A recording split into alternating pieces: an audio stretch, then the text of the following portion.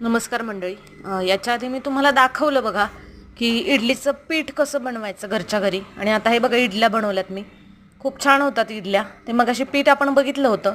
इडली पात्रामध्ये बघा त्या प्लेट्स आहेत, त्याला असं तेल लावून मस्तपैकी ते बॅटर टाकायचं आणि 10 मिनटात अगदी ते इडल्या शिजतात. बघा किती छान अशा फ्लपी इडल्या झालेल्या आहेत बघा. इडली पात्रामध्ये त्याच्या प्लेट्स आहेत, त्याच्यावर पळीने थोडं थोडं पीठ टाकायचं आणि प्लेट्स ठेवून इडली पात्रामध्ये, हे जे दिसते ते इडली पात्र आहे बघा. इडली पात्र म्हणतो आम्ही त्याला, किंवा स्टीमर म्हणू शकतात तुम्ही. आणि इडली किंवा राईस केक्स पण म्हणतात त्याला. तर बघा मस्त असं सांबर आणि चटणीसोबत, सांबर आणि चटणीची रेसिपी मी नक्की शेअर करेन तुमच्यासोबत. बघू शकता किती मस्त अशा इडल्या झालेल्या आहेत, फ्लप्पी एकदम. आणि विकतच्या पेक्षाही खूप छान अशा बनतात. या इडली खायला. इडली, सांबर आणि चटणी